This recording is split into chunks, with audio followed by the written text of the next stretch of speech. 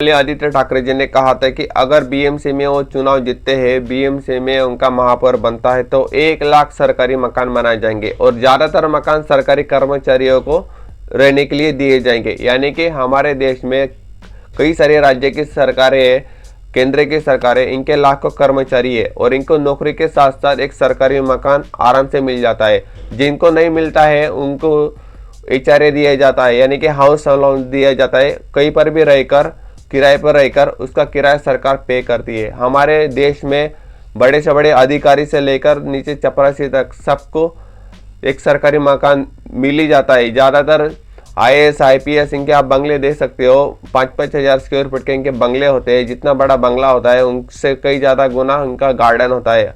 सेना के अधिकारी होते हैं, उनके लिए भी बंगले दिए जाते हैं रहने के लिए। हमारे MP होते हैं, MLA होते हैं, सबके लिए यानी फ्री निवास की सुविधा होती है। लेकिन इस देश की आम जनता के लिए फ्री निवास की सुविधा क्यों नहीं होती, ये मेरा सवाल। हमारे देश का टैक्स पेयर ज़्यादातर अब गरीब हो चुका है। 80 करोड़ लोगों को सरकार को फ्री में खाना खिलाना पड़ता है, फ्री में राशन देना पड़ता है। लोगों को गाँव में काम मिलता नहीं है, इसीलिए वो शहरों की तरफ भागते हैं। शहरों में किसी कंपनी में काम करते हैं, कोई इंजीनियर बन के काम कर रहा है, कोई मजदूर बन कर काम कर रहा है, लेकिन सरकार को टैक्स बराबर देते हैं। और वहाँ पर अगर रहने की सबसे बड़ी समस्या है तो ज़्यादातर लोग किराए के मकान में रहते हैं और किराए का मकान किराया होता है 15 से 20 हज़ार, 25 हज़ार, 30 हज़ार, यानी कि हर शहर के हिसाब से अलग अलग किराया होता है।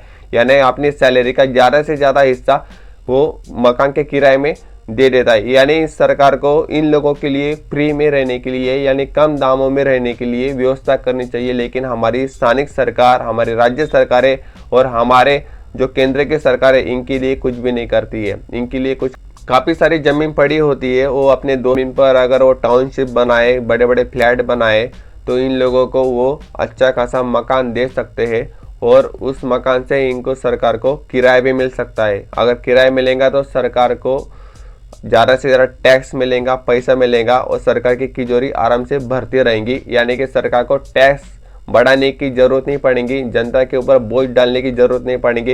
ये सिर्फ मैं अपने देश की बात नहीं कर रहा हूँ।